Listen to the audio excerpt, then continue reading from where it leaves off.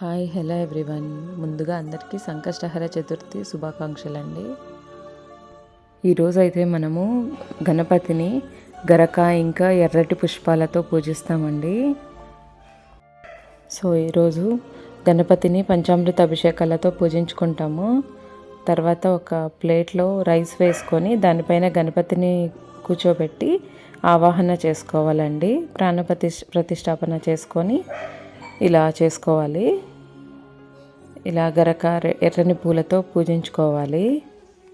ఇంకా మంగళవారం వచ్చింది కాబట్టి మోదకాలతో నైవేద్యాలు పెట్టాలి. ఇలా పసుపు కుంకుమ అక్షితలతో పూజించుకోవాలి.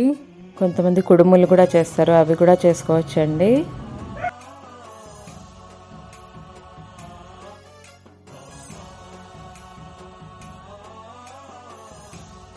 ఇంకా గణపతిని ఒక ప్లేట్ పైన రెడ్ది ఒక క్లాత్ వేసి దానిపైన పసుపు గణపతి చేసి కూడా పూజించుకోవచ్చు. విగ్రహం లేని వాళ్ళు అలా కూడా చేసుకోవచ్చు.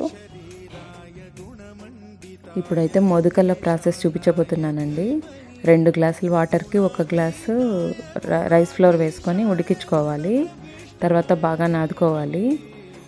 ఇంకా తర్వాత ఇలాంటి మోల్డ్ ఒకటి తీసుకోవాలండి. అలాగే ఇడ్లీ పాత్ర ఒకటి కావాలండి, స్టీమ్కి పెట్టుకోవడానికి కావాలి కదా, అందుకు. ఈ మోల్డ్కి ఇలా నెయ్యి పట్టించేసుకోవాలి.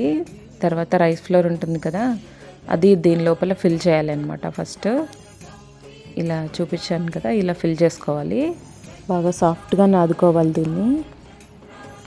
వీటిలో స్టఫింగ్ అయితే నేను శనగిత్తనాలు ఇంకా పప్పులు ఉంటాయి కదా, అవి, బెల్లము, కొంచెం యాలకులు వేసానండి. కొంచెం కావాలంటే డ్రై ఫ్రూట్స్ కూడా వేసుకోవచ్చు.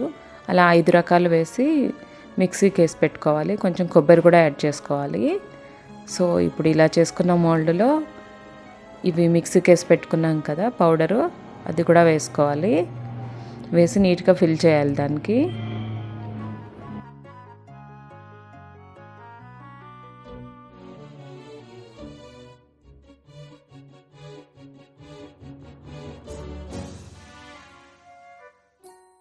గాన చతురాయ గాన ప్రాణాయ గానాంతరాత్మనే గానోత్సుకాయ గానమత్తాయ గానోత్సుక మనసే గురు పూజితాయ గురుదైవతాయ గురుకుల. చూసారా, ఇలా నిదానంగా చేసుకుంటే మోల్డ్ చాలా నీట్గా పర్ఫెక్ట్గా వస్తుందండి. ఎంత క్యూట్గా ఉంది చూసారా మోదక. సో ఇలా అన్నీ చేసి పెట్టుకోవాలండి.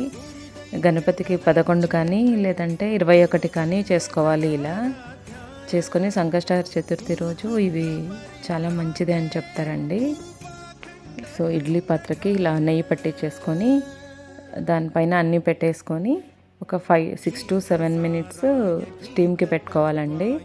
అంతే, ఇంకా మోదకాలు రెడీ అయిపోయినట్టే. స్టఫింగ్ డీటెయిల్స్ కూడా మీకు డిస్క్రిప్షన్ బాక్స్లో ఉంటుంది, సో అక్కడ చెక్ చేసుకోవచ్చు. ఇలా పూజ మొదలు పెట్టడానికి అయితే ఇలా బుక్ ఉంటుంది ఒకటి, సంకష్టహర చతుర్థి బుక్ అనే ఉంటుందండి, దొరుకుతుంది మనకి. సో ఆ బుక్లో ఉన్న స్టోరీ కూడా చదువుకోవాలి మనము. ఫస్ట్ కథ అయితే శ్రావణ మాసం కథ అనే ఉంటుందండి. సో అక్కడ నుంచి మొదలు పెట్టాలనుకునే వాళ్ళు. సో శ్రావణ మాసంలో మొదలు పెట్టారనుకోండి, దీనిలో అయితే 13 అధ్యాయాలు ఉంటాయి, నెలకొకటి అన్నట్టు. ఇంకా అధిక మాసం కథ కూడా ఉంటుంది. సో బుక్ని ఫాలో అవుతే ఈజీగా ఉంటుంది మీకు. మన మోదకాలు అయితే రెడీ అయిపోయాయి. ఇలా అన్నీ రెడీ చేసి పెట్టుకోవాలి.